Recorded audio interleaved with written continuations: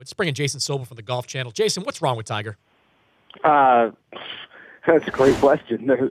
There's a lot going on that's wrong right now. Obviously, his glutes have been deactivated, and that's causing that injury. But the swing wasn't good before this, and it happened on his second hole yesterday. He said just stiffened up after an hour-long fog delay. And I walked 36 holes with him last week in Phoenix, where he was physically terrific and shot 73-82 for 2 rounds, finishing tied for dead last in the field. So there are physical issues, there are technical issues, and if you look at his chipping game around the green, there's probably some mental issues going on with him right now as well.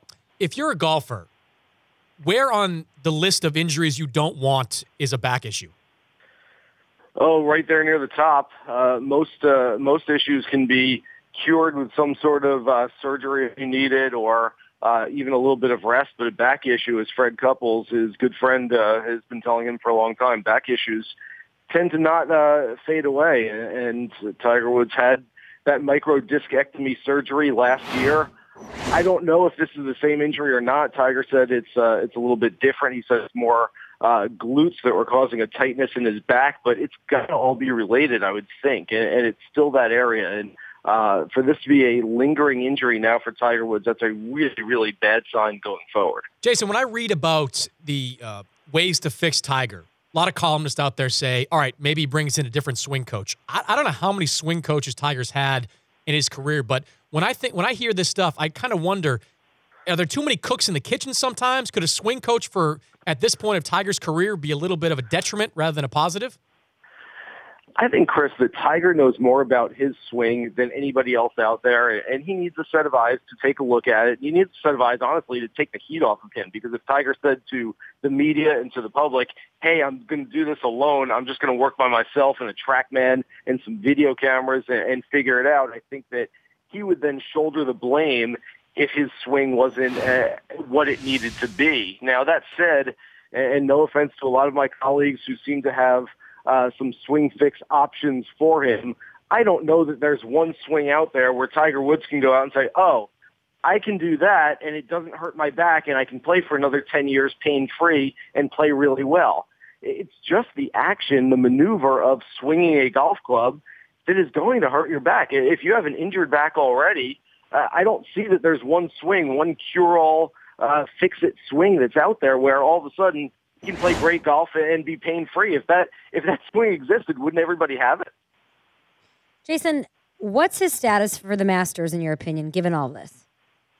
Okay, it's a great question. I know that right now it's easy to be very pessimistic because he obviously is injured and wasn't playing well. I will say, though, that less than a year ago, he withdrew from the final round of the Honda Classic. Looked like he wouldn't be back for a long time, then came back 4 days later at the Cadillac Championship at Doral. So he's a guy who, despite the withdrawals, and there have been 6 of them over the last few years, all due to injury, despite that, he tries to fight through it. He tries to continue competing. So the Masters is foremost on his mind right now. Trust me, he does not necessarily care that much about getting in a few more starts ahead of time. He wants to be healthy, and he wants his game to be ready for the second week of April. And if it is, maybe all this talk is overplayed, and maybe we're overstating sort of the demise of Tiger Woods, but he's got to prove it to us now. Yeah, let's get your opinion on our poll question of the day, and it's, will Tiger Woods win another major in his career? I would have said yes to that even just 7 days ago. I'm still going to lean towards yes, but any talk about him breaking Jack Nicklaus's record, I think is going down the drain quickly right now. And that's not to say that he can't do it, but boy, I've been a guy who over the last few years has said anytime there was a swing change that he was going through, anytime there was some sort of injury, I would say, look, you've got to be optimistic. This is a guy who loves proving people wrong. And I just don't see it now. I just don't see him being able to prove everybody wrong at some point. Now, does that mean that 4 years from now he can't come back fully healthy to an Open Championship where you don't have to bomb the ball out there and go win at a place like a Birkdale or a Troon or something like that? Sure, he could win at a golf course like that. He can still win major championships, but any talk of him breaking Nicklaus's record, which is obviously his long-stated, lifelong goal, I don't think that's going to happen. So who else steps up? Who else are you seeing that could have a great year? Is it Spieth? Is it Fowler?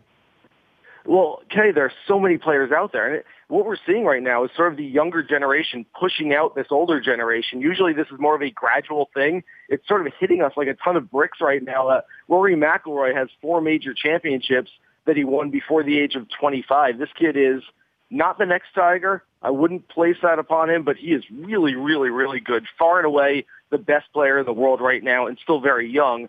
And besides him, you've got Jordan Spieth, you've got Ricky Fowler, you've got Patrick Reed, you've got Brooks Koepka fresh off his first win on the PGA Tour last week. These guys are all really good. This isn't the future. This is the present of golf, and I think we need to embrace that. I think instead of living in the past and talking about Tiger Woods and Phil Mickelson and Ernie Els and Vijay Singh and these guys who have been great for the past generation, we have to start looking at the guys who are great right now, and these guys are going to be the ones who are winning major championships and other big-time events for years to come. Talking to Jason Sobel from the Golf Channel here on the Dan Patrick Show. I'll get you out here with this, Jason. Does golf need Tiger Woods as much as it did 5 years ago?